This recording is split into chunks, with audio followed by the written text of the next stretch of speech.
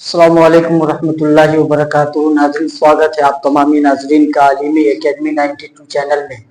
साथियों, तो फिर से मैं एक बहुत ही लेटेस्ट और दिलचस्प वीडियो लेकर के आपके बीच हाजिर आ गया हूँ। साथियों, आप इस वीडियो में बने रहेंगे, बहुत ही आज मजा आने वाला है। इतना मजा शायद आपके जितने क्लास हुए हैं सारे क्लास को मिला लिया जाए, जितना मजा अब तक नहीं आया था तमाम चैप्टर से ज्यादा, सबसे ज्यादा मजा आपको आज इस चैप्टर में आने वाला है। तो इसलिए आप इस वीडियो में बने रहें, इंशाल्लाह आपको बहुत मजा आएगा, बहुत बहुत मजा आएगा। आप बड़े इंटरेस्ट के साथ इस पूरे चैप्टर को पढ़े, मजा आ जाएगा साथियों। तो बिना किसी इंतजार के हम अपने उस चैप्टर को देख लेते हैं, जिस चैप्टर का नाम है तौबा टेक सिंह। तौबा टेक सिंह ये चैप्टर है और ये एक अफसाना है। अफसाना आप जान रहे हैं कि अफसाना छोटी सी कहानी को बोलते हैं, छोटी कहानी को हम अफसाना बोलते हैं। ये वो कहानी होता है जिसको हम चंद मिनट के लिए बैठ करके एक ही बैठक में समाप्त कर सकते हैं साथियों। तो वो अफसाना होता है, छोटी कहानी। तो ये भी कुछ ऐसी ही छोटी कहानी है जो हम आज पढ़ने वाले हैं। घबराएंगे नहीं, आज बहुत इंटरेस्ट, बहुत मजा आने वाला है, क्योंकि चैप्टर ही कुछ ऐसा है। इसलिए कि आज तक आपने जितने चैप्टर पढ़ा है ना, वो सारे चैप्टर ऐसे गुजरे हैं कि जिस चैप्टर में वैसे लोगों के बारे में बताया गया था जिनका माइंड बिल्कुल ठीक था, जिनकी मेंटलिटी बिल्कुल ठीक थी, मानसिकता बिल्कुल ठीक ठाक था। लेकिन आज हम ऐसे लोगों के बारे में पढ़ने वाला है जिनका स्क्रू ढीला है, जिनका जो मानसिक रूप से तंदुरुस्त नहीं है, ऐसे लोगों के बारे में पढ़ने वाले हैं साथियों। लास्ट में आपको इस वीडियो के लास्ट में इस चैप्टर को इतना इंटरेस्ट बना दूंगा कि आप ये कहने पे मजबूर हो जाएंगे कि पागल बहुत अच्छा है उस आदमी से जिसका दिमाग तो ठीक है लेकिन काम ठीक नहीं है, जिनका काम दोगलेपन जैसा है। उस आदमी से कहीं ज्यादा बेटर है वो शख्स जिसका स्क्रू ढीला है साथियों। तो आज के ये इस पूरे चैप्टर तौबा टेक सिंह में एक चीज जो काबिले गौर है वो आपको वीडियो के लास्ट में बता दिया जाएगा। पहले हम इस अफसाना के जो राइटर हैं सआदत हसन मिंटू, इनके बारे में थोड़ी सी डिटेल जान लेते हैं। चूंकि क्वेश्चन यहाँ से 2-3 क्वेश्चन पूछ लिए जाते हैं, इसलिए आप 2-3 बातें आप यहाँ पढ़ाई जा रही है, आप उसको पहले सुन ले, फिर आप अपने चैप्टर की तरफ आएंगे साथियों। सआदत हसन मिंटू इस तौबा टेक सिंह चैप्टर यानी कि अफसाना का राइटर है, मुसन्निफ है। तौबा टेक सिंह के बारे में बात होगी बाद में, पहले सआदत हसन मिंटू 11 मई 1912 को लुधियाना के पंजाब संबराला गांव में पैदा हुए। 11 मई 1912 को लुधियाना के पंजाब संबराला गांव में ही पैदाइश होती है। इनके वालिद का नाम ख्वाजा गुलाम हसन है, वालिदा का नाम सरदार बेगम है। तालीम देख लिया जाए तो तालीम सआदत हसन मिंटू की कोई खास नहीं हुई है। इंट्रेंस का अमृतसर में पढ़ाई किया, उसके बाद इंट्रेंस दिया, वो भी नाकाम रहा। अलीगढ़ में कुछ दिन के लिए गए पढ़ने, लेकिन वहां की भी तालीम बीमारी की वजह से वापस आ गए, वो भी अधूरी रह गई। तो एक मुख्तसर सी तालीम हुई कहां? अमृतसर में। अमृतसर में तालीम हासिल करने के बाद 1933 में अदबी जिंदगी का इनका आगाज होता है। 1933 में अदबी जिंदगी का आगाज होता है, जिसमें पेपर, न्यूज़पेपर में ये अपना कुछ कॉलम लिखने लगते हैं, किसी टॉपिक पे, किसी टॉपिक पे, भ्रष्टाचार के मौके पे, किसी मौके पे, आजादी के मौके पे, यानी जैसा कॉलम मिल जाता वो पेपर में लिखने लगते हैं। उसके बाद 1934 का वक्त आता है कि अमृतसर से निकलने वाला एक रिसाला, अमृतसर का एक रिसाला है जिसका नाम है खल्क। एक रिसाला अमृतसर से निकलता था जिसका नाम था खल्क। इस खल्क रिसाला में सआदत हसन मिंटू का पहला अफसाना शाये हुआ था जिसका नाम था तमाशा। ये तमाशा नाम का मुख्तसर अफसाना, किसका? इनका पहला अफसाना तमाशा टाइटल से, उन्वान क्या था? अफसाना का उन्वान तमाशा था, जिस रिसाला में निकला था, रिसाला का नाम खल्क था। ये कब शायर, ये इस उन्वान से, तमाशा उन्वान से शायर हुआ। सआदत हसन मिंटू फिल्मी दुनिया से भी वाबस्ता रहे हैं और बहुत सारी फिल्मों के मुकालमे यानी कि डायलॉग्स भी लिखे हैं, जैसे अपनी गुड़िया, शिकारी, पड़ोसन, चल चल रे नौजवान। ये बहुत सारी फिल्में हैं जिनके मुकालमे डायलॉग्स सआदत हसन मिंटू ने लिखे हैं। पहला अफसानवी मजमुआ सआदत हसन मिंटू का, जिसका नाम था आतिश पारे, 1936 में प्रकाशित होता है। 1936 में यह प्रकाशित हुआ और मुख्तसर तरीन अफसानवी मजमुआ, मुख्तसर तरीन बोले तो वेरी शॉर्ट कहानी, वेरी शॉर्ट स्टोरी, यानी सबसे छोटी कहानी का एक मजमुआ, जिसका नाम था सियाह हाशिए। सियाह हाशिए ये सआदत हसन मिंटू ने लिखे। एक नॉवेल भी इन्होंने लिखा था, सआदत हसन मिंटू ने एक नॉवेल भी लिखा था, जिस नॉवेल का कोई टाइटल नहीं, सीधे कह लिया जाए नो टाइटल, इसका कोई उन्वान ही नहीं था। 1939 में बेगम सफिया से सआदत हसन मिंटू की शादी होती है। 1948 में पाकिस्तान चले जाते हैं, 47 में देश आजाद हुआ और 48 में ये लोग पाकिस्तान चले गए। अंग्रेज हुकूमत में मिंटू के अफसानों पे मुकदमात चले हैं। सआदत हसन मिंटू हमेशा कुछ न कुछ ऐसा बयान देते थे, ऐसा बयान तहरीर करते थे, जिनके ऊपर अक्सर बेशतर मुकदमात ही चला करते थे। मुकदमात के घेरे में ये रहा करते थे, जैसे ठंडा गोश्त, काली सलवार, धुआं।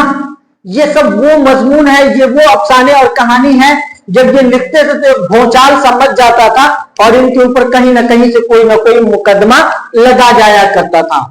देख ले, 18 जनवरी 1955 का सआदत हसन मिंटू का इंतकाल हुआ था। 18 जनवरी 1955 को लाहौर में ये इंतकाल कर गए थे। साथियों, तो ये सआदत हसन मिंटू की ये शॉर्ट ऑटोबायोग्राफी है, जो कुछ कंटेंट है आप इनको नोट कर लेंगे, जो आपके लिए कार आमद साबित होगी। साथियों, इन सारे कंटेंट को आप सही से देख लेंगे, क्योंकि ये सारी चीजें आपको इम्तिहान में कुछ कहा नहीं जा सकता कि किस पॉइंट को आपसे पूछ ले, लेकिन 2-3 क्वेश्चन इससे आपको पूछे जाएंगे, ये कंफर्म है कि 2-3 क्वेश्चन आपको इनसे पूछे जाएंगे। आइए साथियों, हम देख लेते हैं इस चैप्टर के। तो साथियों, ये तौबा टेक सिंह नाम का जो चैप्टर है, इस चैप्टर में सिर्फ पागल लोगों की कहानी बताई गई है, सिर्फ पागल लोगों के बारे में। और पागल, बहुत सारे पागल की कहानी, अजीब अजीब तरह की कहानी है, कौन पागल क्या क्या करते थे, कुछ पॉइंट आपकी किताब से लिख दिया गया है। जैसे देखिए, एक मुसलमान पागल था।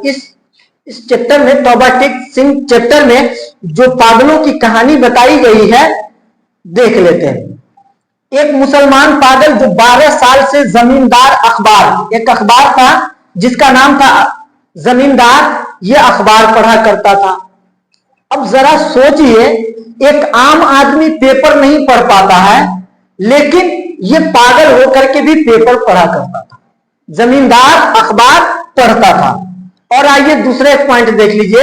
एक सिख पागल दूसरे सिख पागल से कहता है कि हिंदुस्तान क्यों भेजा जा रहा है। ये किस पागल खाने की बात हो रही है? लाहौर पागल खाने की।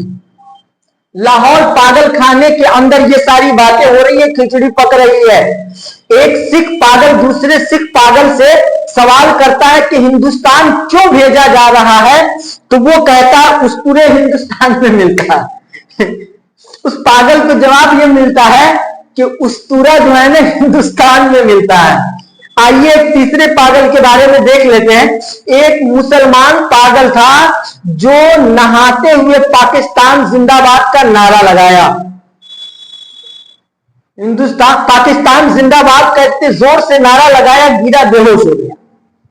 और देख लीजिए, बाद पागल ऐसे थे जो पागल नहीं थे, जो पागल नहीं थे, लेकिन दुनिया उसे पागल कह रही थी। ये वो लोग थे जो किसी के कत्ल के जुर्म में, किसी कत्ल के इल्जाम में, मर्डर के जुर्म में जो सजाए मौत के सजा पा चुके थे, तो वैसे लोगों को बचाने के लिए लोग पागल घोषित करके पागल खाने में डाल दिए थे।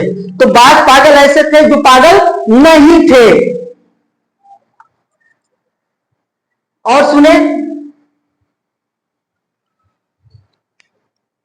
कुछ एक पागल तो ऐसा था जिसने अपने आप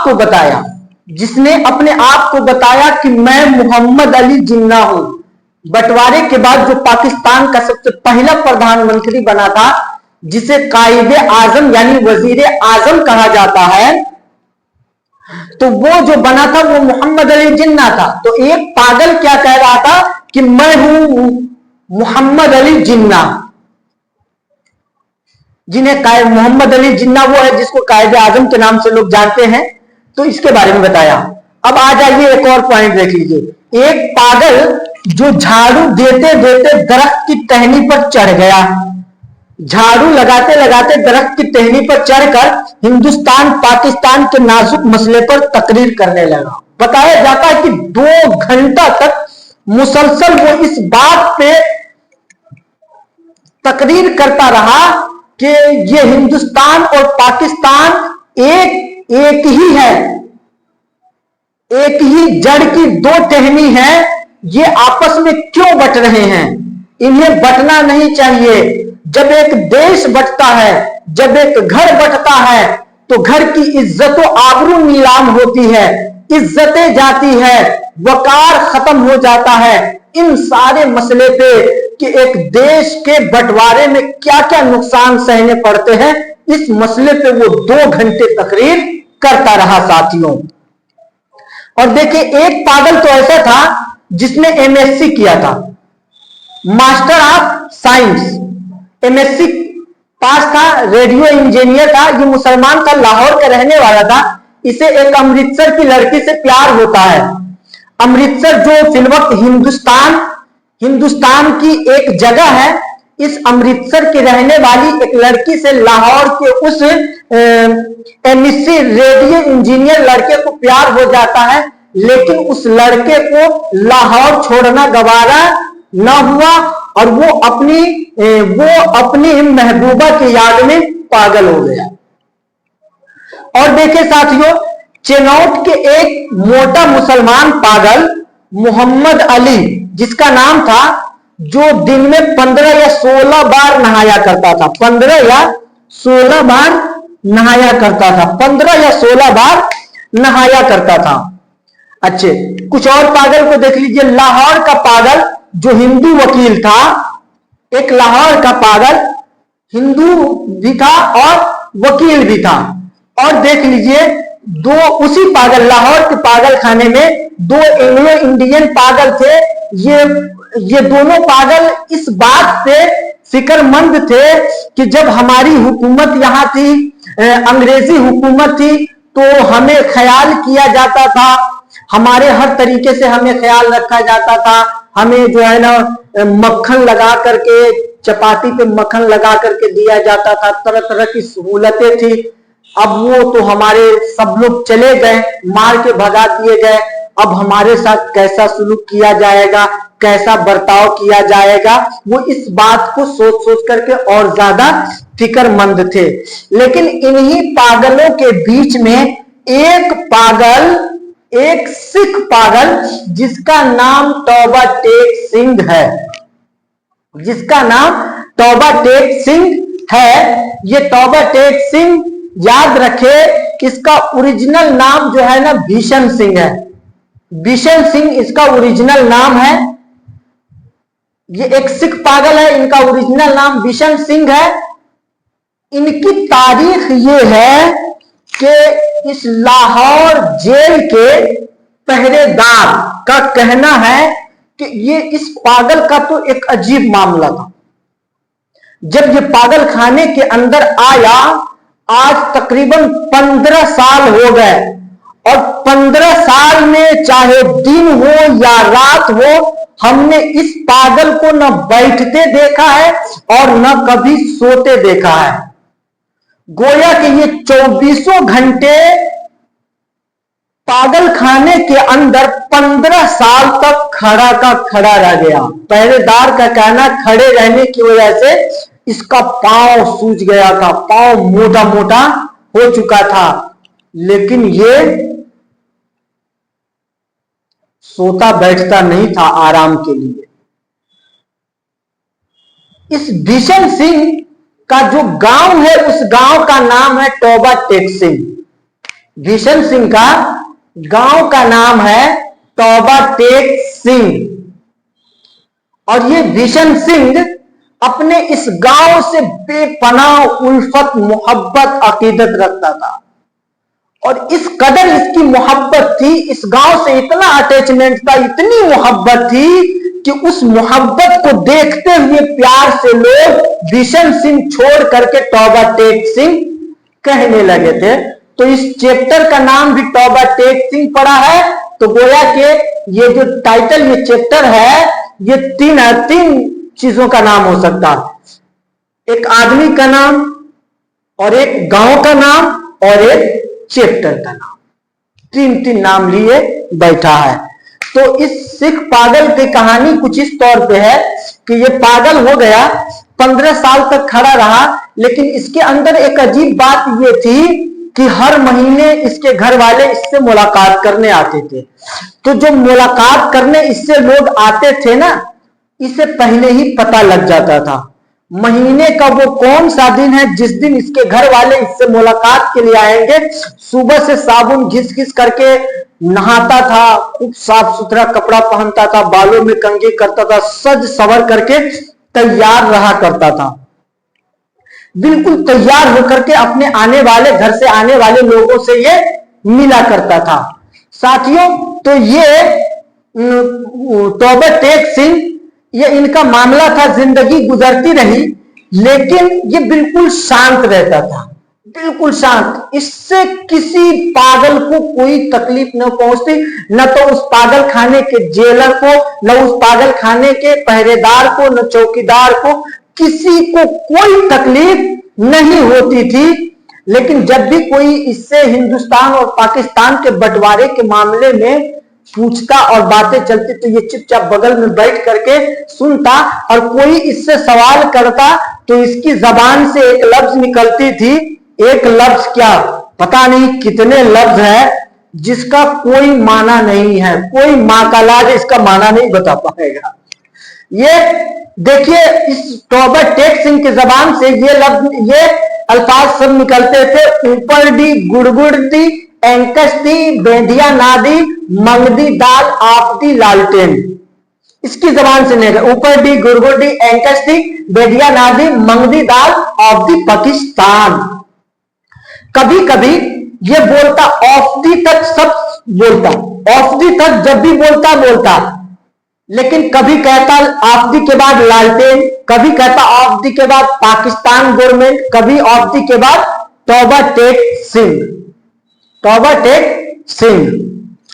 साथियों, जब इसको पता लगा कि हिंदुस्तान का बंटवारा हो गया है, हिंदुस्तान पाकिस्तान का बंटवारा हो गया, लगभग ये सारे पागल जो इतनी ये सारी चीजें, हरकतें कर रहे हैं, इस सारी हरकतों का जो असल वजह है, इस सारी हरकतों की जो जड़ है, वो ये है कि हिंदुस्तान और पाकिस्तान का बंटवारा हो जाना, जब ये खबर उन लोगों के कानों तक पहुंची थी, तब जाकर के इन लोगों में एक खलबली सी मच गई थी, एक खलबली मच गई कि हमारा क्या होगा, हमारा कौन सहारा होगा, हमें कौन सहारा देगा।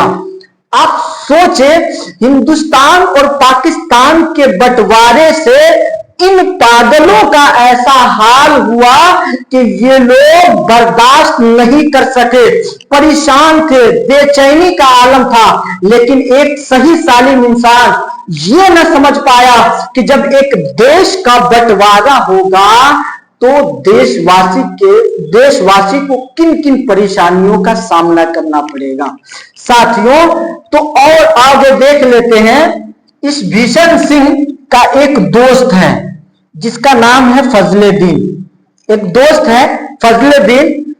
15 साल के बाद, बंटवारे के बाद, जब इसका पूरा खानदान हिंदुस्तान चला गया, एक मर्तबा पता लगाते पूछते पूछते फजलेद्दीन पहुंचा कहां? तौबा टेक से मिलने लाहौर जेल में। जब लाहौर जेल में पहुंचा तो पता लगाया, तो जैसे ही फजलेद्दीन को तौबा टेक सिंह ने देखा तो ये वापस पागल खाने के अंदर वापस जाने लगा।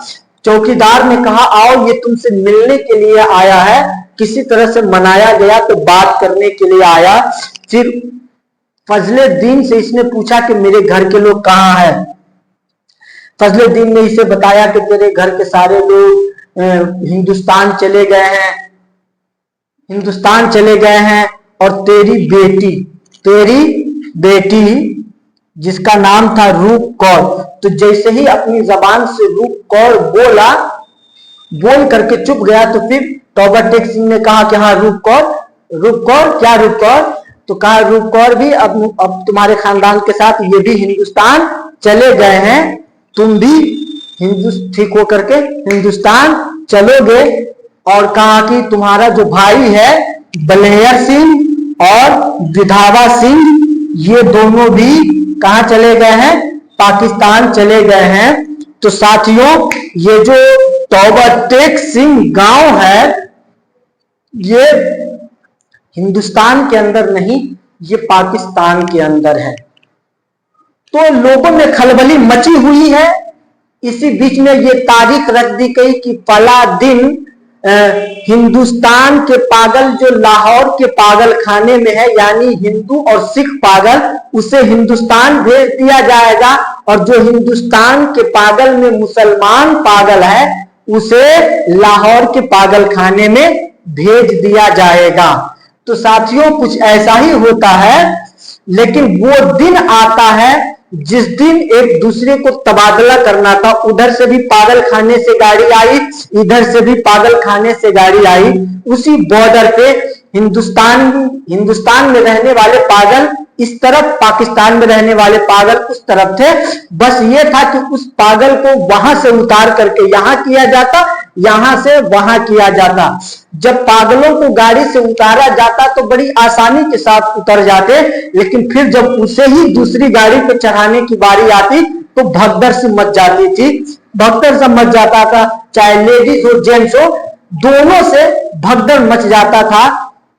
ये मामला चलता रहा, ये मामला अदला बदली का चलता रहा। इसी बीच में उस भीषण सिंह यानी कि तौबा टेक सिंह की बारी आती है।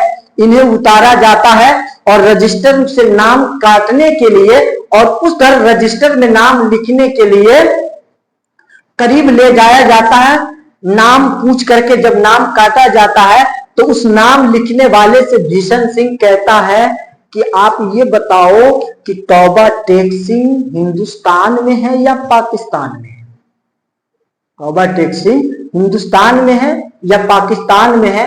तो वो हंसते हुए जवाब देता है, पाकिस्तान में है।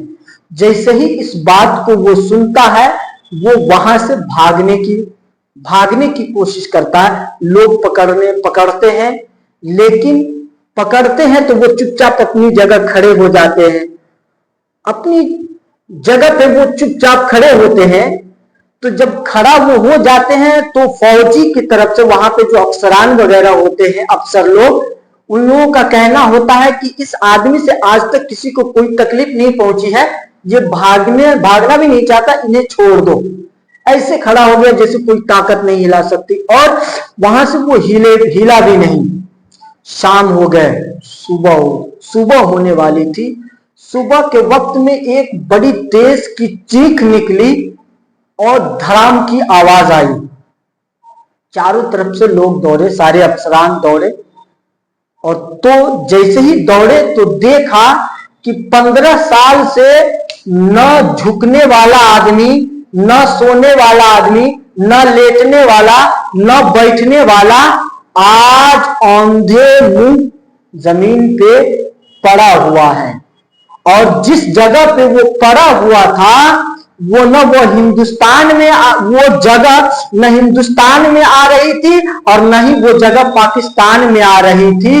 गोया के भीषण सिंह जाते जाते इस पूरे देशवासी को, चाहे वो पाकिस्तान के देशवासी हो या हिंदुस्तान के देशवासी, सारे दोनों देशवासी को ये मैसेज देना चाहा कि तुमने एक जमीन को, एक घर को दो भाग में बांट दिया है, हम इसे बर्दाश्त नहीं कर सकते। साथियों, तो यही वो इंटरेस्टिंग चैप्टर है जिसके बारे में मैंने कहा था कि मैं लास्ट में बताऊंगा।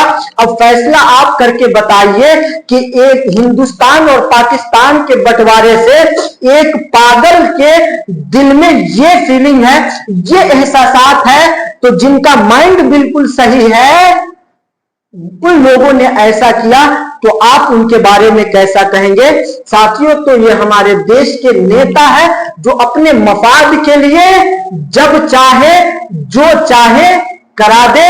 लेकिन मैं आपसे यही कहूंगा, आप शिक्षित बनिए, संगठित बनिए।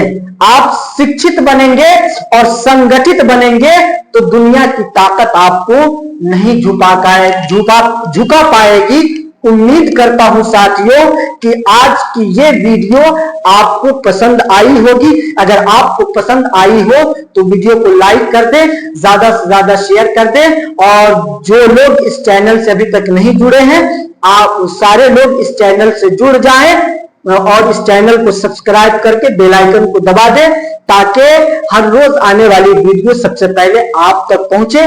आज की वीडियो में फकत इतनी इजाजत चाहता हूं। खुदा हाफिज। हिंदुस्तान जिंदाबाद। अस्सलामु अलैकुम।